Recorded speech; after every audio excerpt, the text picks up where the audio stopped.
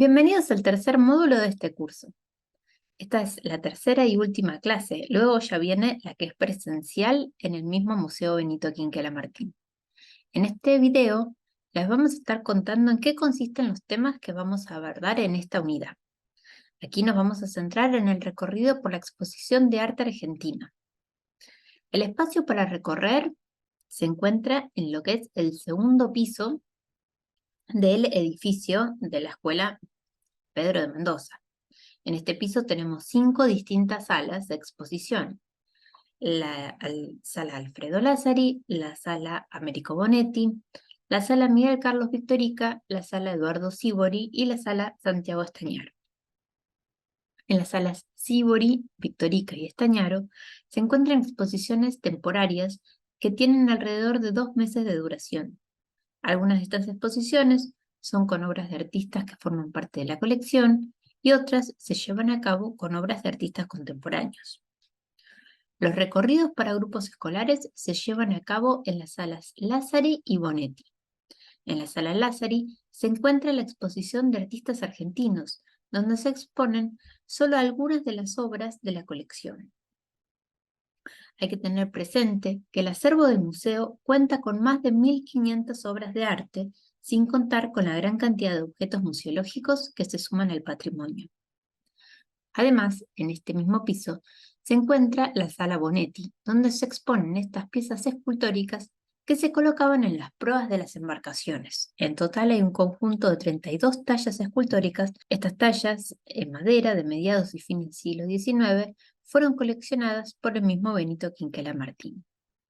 El museo se inauguró el 19 de julio de 1938, en el mismo edificio donde 2 años antes había abierto sus puertas la Escuela Museo.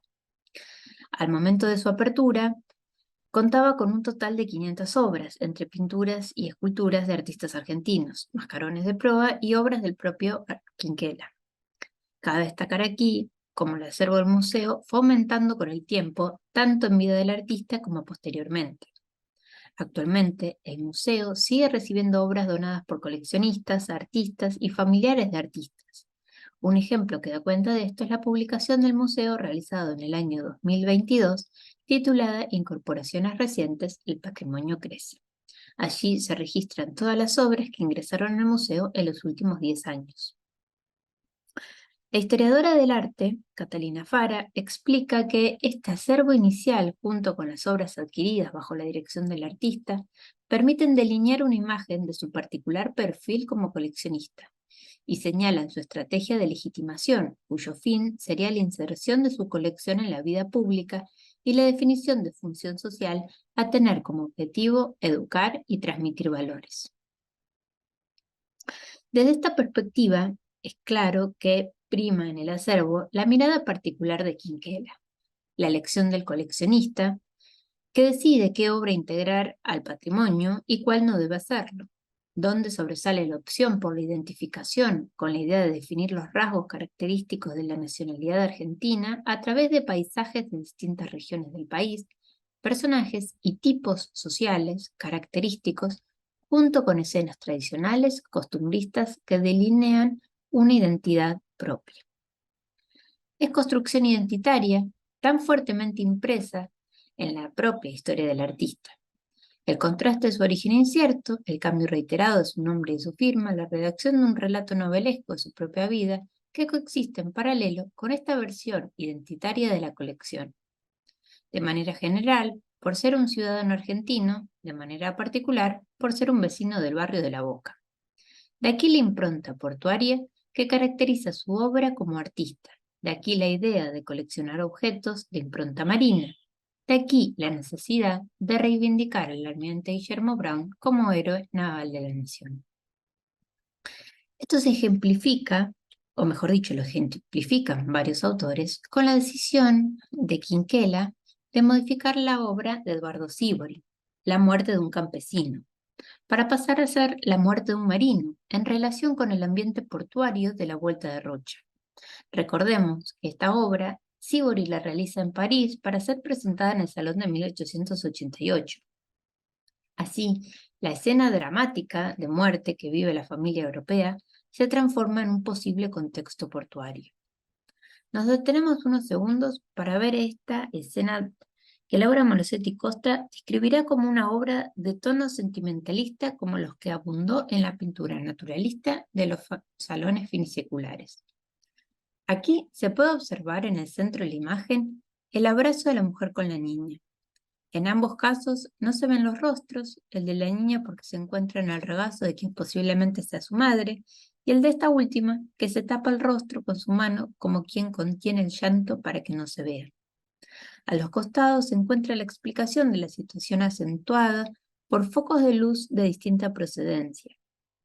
A la derecha, postrado en la cama, el cuerpo casi yacente de un hombre con su brazo extendido y ojos abiertos, pero de mirada perdida.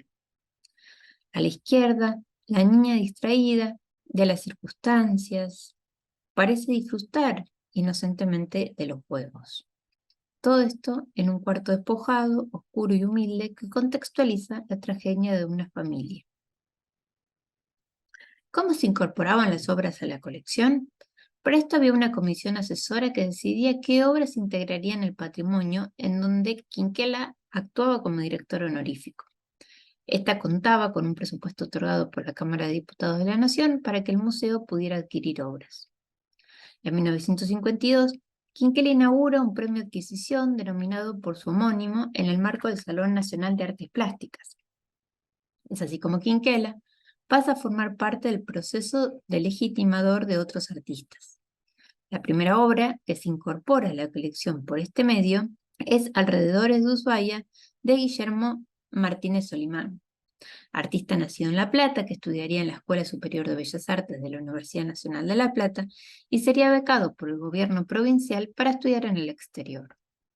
Regresa a Buenos Aires en 1934, dedicándose a pintar motivos y paisajes del campo y la costa atlántica.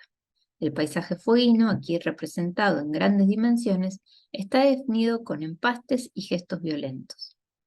Obviamente, no se puede negar el interés de los artistas de que sus obras formen parte de la colección, ya que veían en esta acción una forma más para legitimación de su producción. Quinquela precisará exactamente en el reglamento del museo que se deberá mantener a este dentro de la línea tradicional figurativa, es decir, deberá el museo representar la realidad argentina para difusión de la cultura popular y de los niños. Por lo tanto, no podrán ingresar al museo obras abstractas o sus derivados, ni futurismos, ni tachismos u otros ismos, por haber ya en la capital museos destinados a estas tendencias. Siguiendo lo que comentaba antes, esa línea figurativa que se buscaba tener representada era la contraparte de la abstracción frecuente en varias de las vanguardias de procedencia europea. Se ubicaba así Quinquela, conscientemente del lado de los debates que estarán presentes en la época, apoyando la figuración frente a la abstracción. El autor del catálogo del museo, Víctor Fernández, destaca, sin embargo, la mirada ecléctica de Quinquela. En el texto explica, recorriendo las obras del museo, se advierte que fueron preferentemente seleccionadas siguiendo este precepto de apropiación artística de la realidad, oscilando no pocas veces entre cercanías, aquel cuestionado academicismo y la incorporación de elementos provenientes del postimpresionismo, el expresionismo y hasta algunas aproximaciones del surrealismo, que no dejan de sorprender teniendo en cuenta lo establecido por Quinquela respecto a prohibir el ingreso al museo de obras inscriptas en este movimiento. Para Quinquela, también sería importante tener en la colección obras de quienes él consideraba precursores de las artes en el país, entendiendo por tales a Eduardo Sívori, Graciano Mendelarzu, Ernesto de la Cárcova, Lucio Correa Morales, Rogelio Urquia, como también entre los iniciadores del arte boquense, Américo Bonetti, Francisco Caferata, Pedro Sonsabriano y Alfredo Lázari. Por todo esto, es que se puede decir que en la colección hay representación de diversas expresiones artísticas. De hecho, es notoria la intención de que estén representadas la mayor cantidad de disciplinas, técnicas, procedimientos y tendencias artísticas, desde óleos hasta témporas, pasando por acuarelas, pasteles, temples y témperas, esculturas en piedra, bronce, cemento y madera, que Quinquela exponía por temáticas, agrupando las naturalezas muertas por un lado, las figuras y los retratos por otro, pasando por los ineludibles paisajes que contienen la colección. Entre las tendencias está presente el grupo Nexus. Formado en 1907 por Pío Colivadino, estuvo integrado por Fernando Fader, Cesario Bernaldo de Quirós, Carlos Ripamonte, Alberto Rossi, Justo Lynch, Arturo Dresco y Rogelio Urrutia. Enmarcados entre aquellos que buscaban en el arte la representación de un carácter nacional, tendrán como tema recurrente el paisaje. De todos estos artistas mencionados, la colección tiene obras de su autoría. Un ejemplo de esto es la obra Diligencia cruzando el Arenal, de Fernando Fader.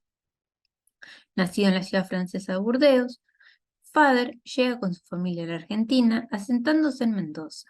Siendo muy joven, vuelve a Europa para estudiar en Francia y Alemania, específicamente en la Academia de Múnich. En 1904 está de vuelta en la Argentina. Como decíamos recién, 3 años después estaba formando parte del Grupo Nexus, con quienes va a exponer en el Salón Costa y en Whitcomb. Para ese entonces, deberá hacer frente a problemas empresariales de su familia, cuestiones que no impedirán su actividad como artista, dedicado a retratar en su mayoría los paisajes rurales cordobeses a donde se retira a pintar. En esta obra se destaca el manejo de la luz natural sobre el empaste grueso de una paleta clara de distintos valores, donde se acentúa el movimiento de los caballos que tiran de la diligencia por la abundante polvoreda que surge a sus pasos y se confunde con las nubes del cielo a través de pinceladas vigorosas que logran la escena luminosa. Otra presencia ineludible es la de los artistas del pueblo, artistas que provenían de clases trabajadoras, para los que su arte fue un medio y un fin de denuncia de las condiciones laborales y de las cuestiones sociales a las que querían llamar la atención. En muchos casos, las ideologías de izquierda son las que darán sentido a las obras de Agustín Riganelli, de Facio Ebecker, de José Arato, Adolfo Peloc y Abraham Vigo. Como explica Miguel Ángel Muñoz, varias de sus obras revelarán un programa estético que busca asociar el arte a la política. Es ejemplo de esto La pobre madre de Agustín Riganelli. Siendo el mismo un carpintero y ebanista, retratará una serie de maternidades donde se subrayan las mujeres humildes, cansadas, con sus hijos a cuestas. Esto condice con otra cualidad de los artistas del pueblo, quienes preferían el trabajo manual, por eso se los identifica con la talla directa, el uso del grabado y otras técnicas artesanales. Otra de las tendencias presentes en la colección será la de Grupo de París, conocidos en la década del 30 como los Muchachos de París, que a pesar de estar frecuentando la bohemia parisina para esa época, participan del medio local a través del envío de sus obras y la organización de exposiciones. Las influencias de la Escuela de París serán notorias.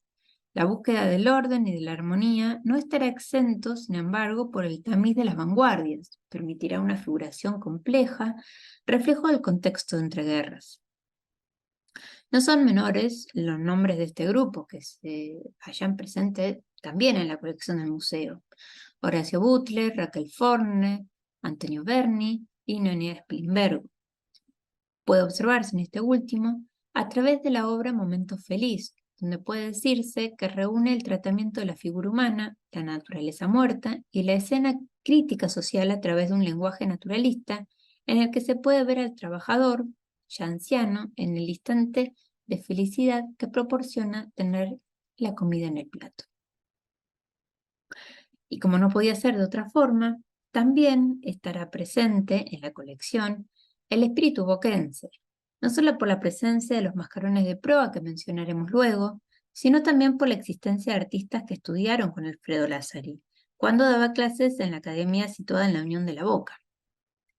También por los artistas que formaron parte del Grupo Bermellón, nacido en la mansión de la familia Sichero por iniciativa de Adolfo Montero, Juan Llosa, Roberto Palas Pensado y Orlando Estañaro. Con el tiempo, otros muchos artistas se sumarían al grupo. En el acervo del museo se encuentran obras de Fortunato La Cámara, de Eugenio De Neri, Miguel Carlos Victorica, Marcos Tiglio, Vicente Bento, Miguel Diomede, entre otros. Cabe destacar, como lo explica Víctor Fernández en Utopías y sus orillas, la dificultad de caracterizar a estos artistas como un conjunto en sí mismo, por la multiplicidad de miradas y estilos que estos ofrecen. Aquí vemos una de las obras que posee la colección, que es de Fortunato La Cámara, Biblioteca Casera. Habiendo sido primero aprendiz de telegrafista en el Ferrocarril del Sur y luego pintor de brocha gorda y decorador de interiores, también se lo puede ubicar con esta característica obrera propia de muchos de los artistas del sur de la ciudad. A partir de 1919 comienza a enviar sus obras al Salón Nacional. Desde 1922 comienza a realizar exposiciones. De tener que conformar una tríada del arte boquense, posiblemente ocuparía su lugar en ella, junto con Quinquela y Victorica. Sus obras estarán marcadas por la representación de naturalezas muertas e interiores de su taller, frecuentemente comunicados con el exterior por grandes ventanales que permiten observar el paisaje portuario y la referencia propia al barrio de La Boca. En ellos, espejos y vidrios sirven para incluir nuevos reflejos de lo que se quiere representar, acentuando y multiplicando el entorno despojado. Volviendo a la obra que podemos ver, María Teresa Constantín describe este trabajo como una obra en la que el artista representa su universo, un ángulo del taller en el que dispone los diferentes elementos que nutren su pintura. Para la historiadora, la obra actúa como un autorretrato por la información que de ella se puede extraer, especialmente los libros allí representados, la revista Síntesis, Rincón del Puerto del poeta Marcelo Olivari y, encima de todos, La ciencia de la pintura de Vivert. Presentes en la obra están también su paleta, una lata de guarrás y objetos que utilizará para otros cuadros.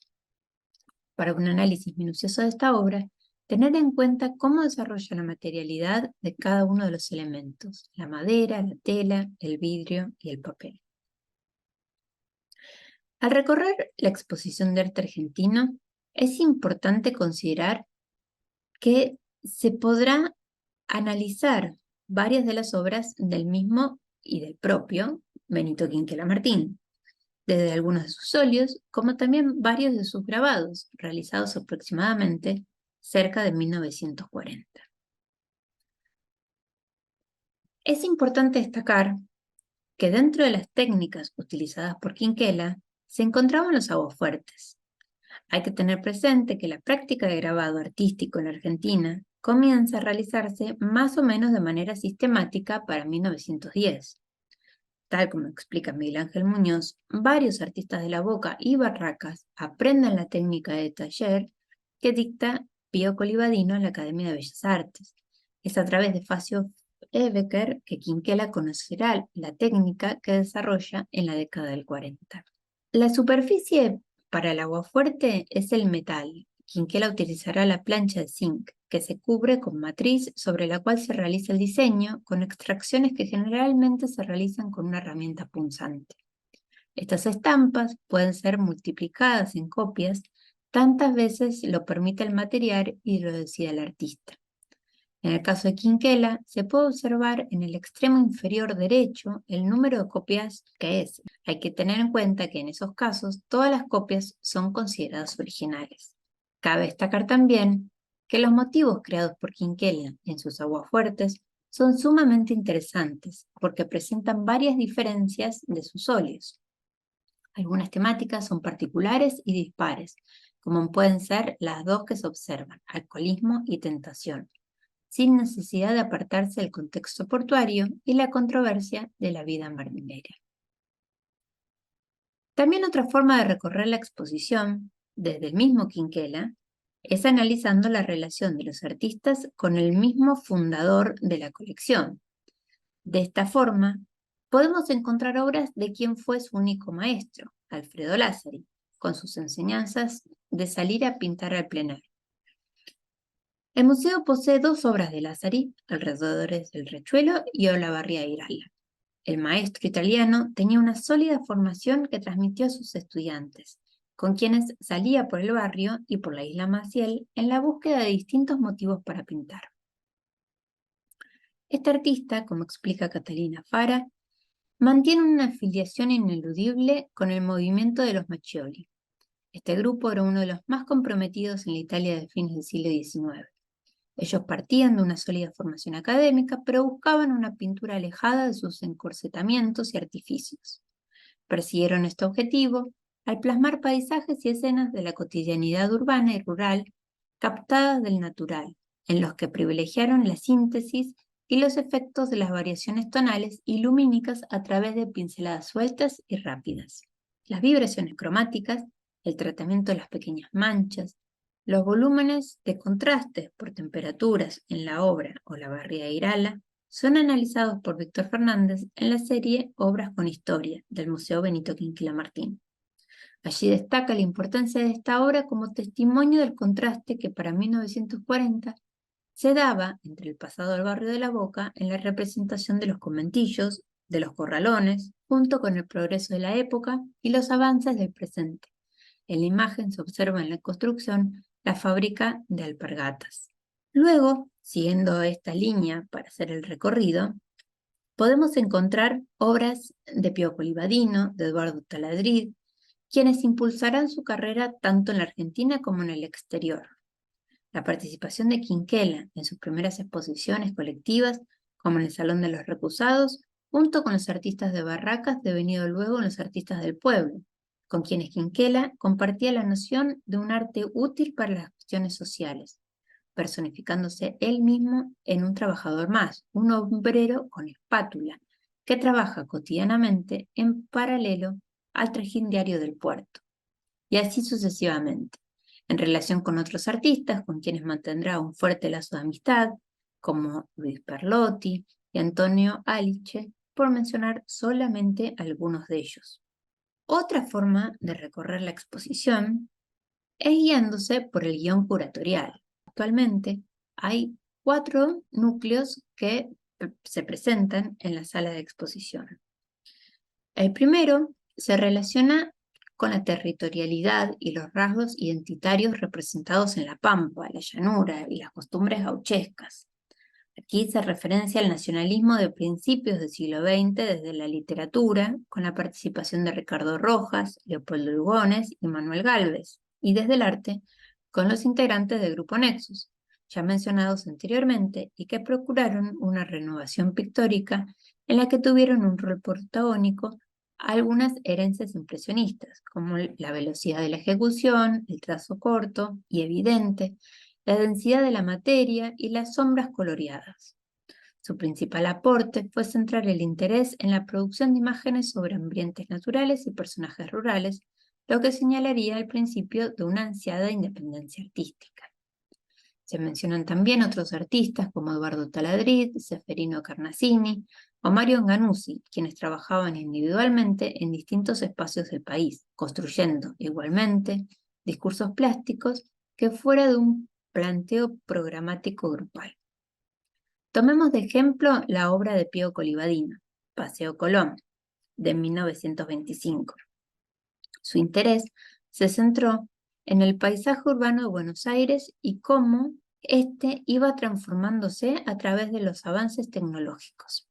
Así, las luminarias, los medios de transporte, como se observa en la simultaneidad de la tracción a sangre y a motor, las casas sencillas de los barrios más marginales y la aparición de nuevos y grandes edificios que esbozan los cambios de la gran ciudad que se iba perfilando. Otro de los grupos temáticos que se trabaja en el guión curatorial tiene que ver con la modernidad y los lenguajes pictóricos que en ella se dan. Aquí se encuentran los artistas del pueblo, ya mencionados anteriormente, y los integrantes del Grupo de París. Entre estos últimos, la obra de Raquel Forner, que describe en Manto Rojo el dolor de la humanidad herida por las guerras. Como en otras pinturas de la serie España o el drama, mujeres atormentadas, semidesnudas y descalzas pretenden cubrirse con mantos, mientras que pequeños paracaidistas se ven en el cielo y cuerpos inanimados caminan sobre las rocas. La angustia del rostro y su expresión dramática resaltan frente al color del manto que contrasta fuertemente. El tercer núcleo del guión curatorial encuentra su eje en la comunidad. los espacios de encuentro, las celebraciones. Los carnavales y las tradiciones regionales son fuertes ejemplos de ellos. Diferentes actores sociales y grupos etarios se entrecruzan en estos espectáculos de sociabilidad que conforman un patrimonio inmaterial. Se distinguen también tipos de socialización propios de la periferia, de los márgenes. Es el caso de los lugares de ocio, como pueden ser los cabarets. Aquí el ejemplo que se ve es la obra, puntualmente, de Thibón de Livián, artista que retrata frecuentemente la vida bohemia de los cafetines de Buenos Aires. Por último, y no menor, un conjunto de obras que da muestra del estudio de la figura humana y de las naturalezas muertas como motivos que siempre fueron los terrenos de despliegue de las destrezas técnicas de los artistas, medios de experimentación de la imagen que sirvieron para desarrollos pictóricos posteriores que funcionaron como manifiestos visuales de las ideas estéticas. Obras como las de Alberto Rossi, que aportó la visión naturalista del Nexus, Ernesto Scotti, que afrontó el legado de Cézanne en el facetismo de las formas, y el artista nacido en Molfea, que se radicará en Bahía Blanca, Saverio Caló, quien ofreció una línea clásica como se puede observar en la obra Antes de la pose, pintura que ingresó en la colección del museo en 1953 como premio de adquisición Quinquela Martín. Las tallas en madera, que datan de mediados y fines del siglo XIX, y servirán para encabezar los navíos, son los que se exponen en la Sala Américo Bonetti. Construidos en su mayoría de manera anónima, fueron quizás las primeras construcciones artísticas del barrio que adornaban las embarcaciones comerciales, retratando a posibles familiares de sus dueños. Cuenta la anécdota que un representante de un museo naval de Estados Unidos ofreció comprarle a Quinquela toda la colección de mascarones. Es allí cuando Quinquela percibe la importancia de esta y antes de que estuviera inaugurado el museo, la dona al Consejo Nacional de Educación.